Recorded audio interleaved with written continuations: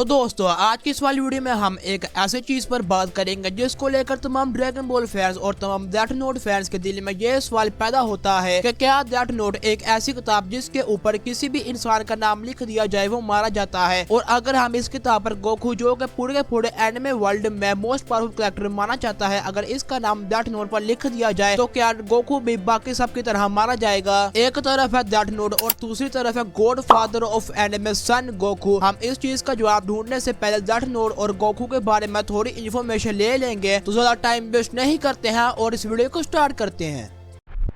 तो भाई death note के बारे में मैं आपको शॉर्टली एक्सप्लेन करता हूँ। इसके बारे में ज्यादा जानने के लिए आप डेथ नोट का एनिमे देख सकते हैं जो कि काफी कमाल का एनिमे है। खैर डेथ नोट एक स्कूल के लड़के को मिलती है जिसका नाम है लाइट जगामी। जब वो इस नोटबुक को ओपन करता है उसके ऊपर लिखा होता है जिस भी ह्यूमन का नाम इस नोटबुक पर लिखा जाएगा उसकी डेथ हो जाएगी। डेथ नोट एक ऐसी बुक है जिसके ऊपर इंसान के नाम के साथ उसकी डेथ का तरीका भी लिखा जाता है और वो जिस तरीके से लिखा जाए वैसे ही उस बंदे की डेथ हो जाती है। यही है डेथ नोट की शॉर्ट एक्सप्लेनेशन। और अब चलते हैं गोकू की एक्सप्लेनेशन की तरफ।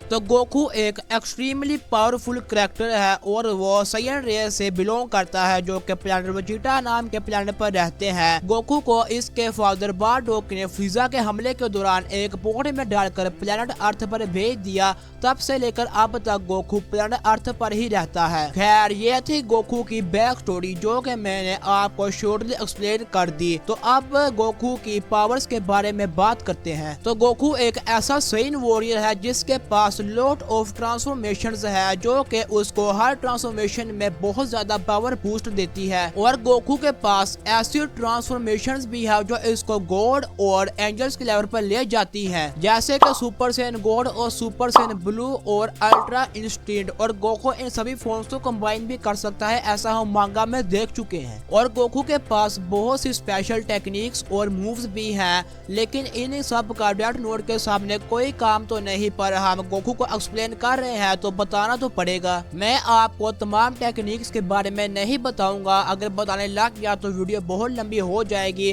तो जो गोकू की सबसे यूजफुल टेक्निक है वो है कामेहामेहा। और एक और पावरफुल टेक्निक है जो गोकू मुश्किल वक्त में इस्तेमाल करता है जिसका नाम है स्पिरिट बॉम्ब, जिसको गोकू ने टूर्नामेंट ऑफ पावर में जेन के खिलाफ भी इस्तेमाल किया था। ये वो टेक्निक्स है जो पूरे के पूरे यूनिवर्स और शायद से मल्टीवर्स को डिस्ट्रॉय कर सकती है। तो अगर हम गोकू के फीड्स की बात करें तो वो मल्टीवर्सल लेवल के पीक पर है। तो इन सब बातों को सुनकर आपको इस बात का जवाब तो मिल गया होगा कि गोकू को एनिमे यूनिवर्स में इतना ज्यादा पावरफुल क्यों माना जाता है। तो अब हम इस आंसर की बात करते हैं, क्या डेथ नोट गोकू को मार पाएगा।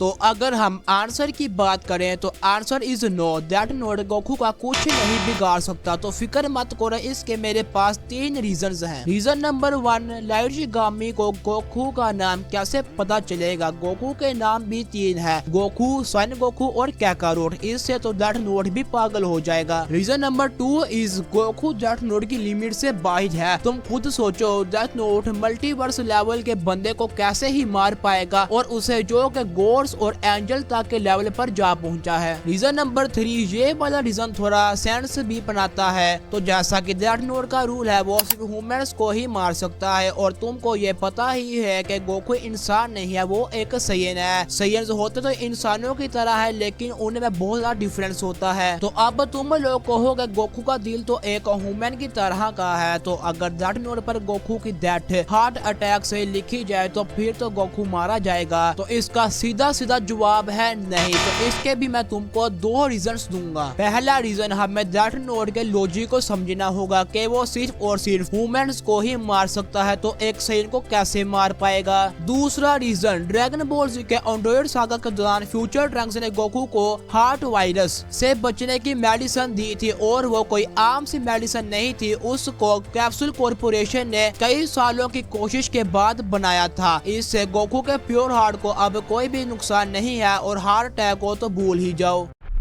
तो लास्ट में मैं यही कहूंगा, हमें किसी भी एनिमे को हेट नहीं करना चाहिए। इनके क्रिएटर्स को एनिमे बनाने में बहुत ही मेहनत लगती है। तो मैं मिलता हूं आपसे नेक्स्ट वीडियो में एक नए टॉपिक के साथ। तब तक के लिए take care and good bye.